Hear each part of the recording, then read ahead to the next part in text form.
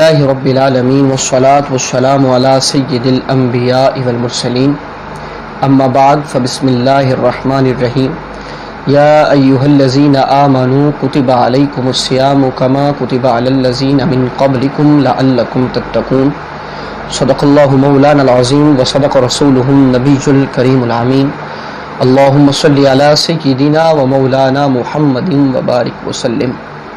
احباب ذی وقار، رمضان المبارک کی بابرکت گھڑیاں اپنی رفتار کے ساتھ تکمیل کی طرف رواں دواں ہیں۔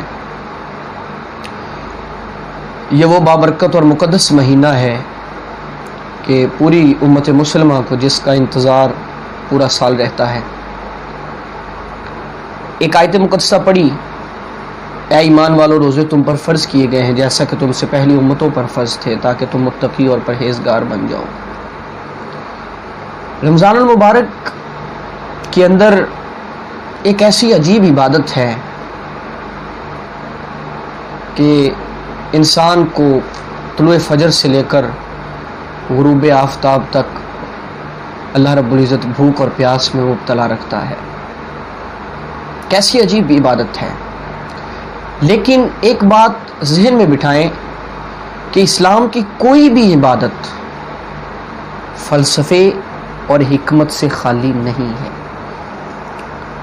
جہاں پر نماز کی حکمتیں ہوں گی، حج کی حکمتیں ہوں گی اور محدثین نے بیان کی ہیں، وہیں پر روزوں کی بھی بہت ساری حکمتیں کتابوں کے اندر موجود ہیں۔ ان میں سے ایک حکمت میں آپ کے گوش گزار کرنا چاہوں گا۔ فلسفہ صوم اور روزے کی حکمت، انسان کی فطرت میں یہ چیز شامل ہے کہ یہ جب تک کسی تکلیف یا کوئی درد جب تک خود محسوس نہیں کرتا، اس وقت تک اس کو کسی کے دکھ اور درد کا احساس نہیں ہوتا۔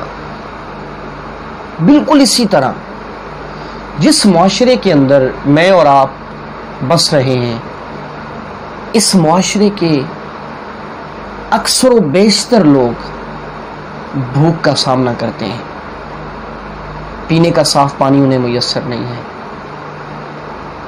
تو روزوں کا فلسفہ یہ ہے کہ اے بندہ مومن، طلوع فجر سے لے کر غروب آفتاب تک اپنے آپ کو بھوک اور پیاس میں مبتلا رکھ تاکہ تیرے اندر وہ احساس پیدا ہو جائے اور تجھے یہ خیال آئے کہ بھوک اور پیاس کی تکلیف کتنی ہے، اور تو اپنی تکلیف کو محسوس کرتے ہوئے پورا سال بھوک اور پیاس کا سامنا کرنے والے لوگوں کا خیال تمہارے اندر پیدا ہو جائے، ان کی خدمت کا جذبہ تمہارے اندر پیدا ہو جائے۔ یہ روزے کی روح ہے کہ ہمیں انسانیت کی ہمدردی ہمارے اندر بیدار ہو۔ اگر ہم صبح سے لے کر غروب آفتاب تک بھوک اور پیاس کا سامنا کرتے ہیں، اس کے باوجود ہمارے اندر اگر خدمت انسانیت کا جذبہ پیدا نہیں ہوتا تو پھر یقین مانیے کہ ایسے روزوں کا ہمیں کوئی فائدہ نہیں۔ آقا نعمت صلی اللہ علیہ وسلم کی حدیث مبارکہ گوش گزار کریں۔ مسند امام احمد بن حنبل کے اندر یہ روایت موجود ہے کہ اللہ کے نبی بیان فرماتے ہیں، حدیث مبارکہ کا مفہوم یہ ہے کہ بعض لوگوں کو روزوں میں بھوک اور پیاس کے سوا کچھ حاصل نہیں ہوگا۔ کیوں؟ کیونکہ وہ روزوں کی روح کو نہیں پہنچ سکے۔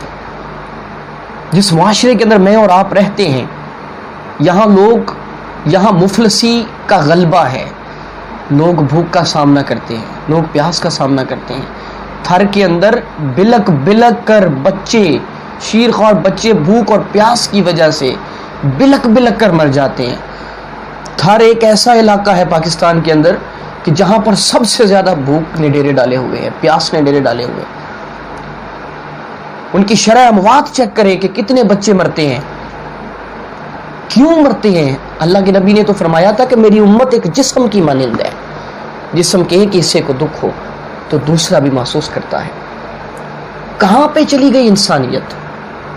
اسلام وہ سب سے بڑا دین ہے کہ جو انسانیت کی ہمدردی سکھلاتا ہے، جو انسان کی پرواہ کرتا ہے۔ یہ تو یہاں تک فرمایا کہ ایک انسان کا قتل ساری انسانیت کا قتل ہے۔ اندازہ لگائیں کہ کتنا انسان کا کتنا بڑا ہمدرد ہے یہ مذہب، یہ دین، یہ اسلام۔ کسی نے بڑی خوب بات کہی کہ اگر مذہب میں سے انسانیت اور خدمت کو الگ کر دیا جائے تو پیچھے بچتی ہے عبادت، اور عبادت کے لیے اللہ کو فرشتوں کی کمی نہیں تھی، فرشتے ہی بہت ہیں اس کی عبادت کرنے کے لیے۔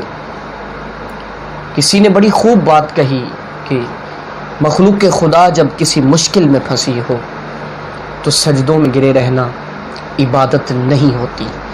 تو میرے پیارے احباب، روزوں کے فلسفے کو سمجھتے ہوئے، حکمت کو سمجھتے ہوئے، اپنے اندر انسانیت کی ہمدردی کا جذبہ پیدا کریں۔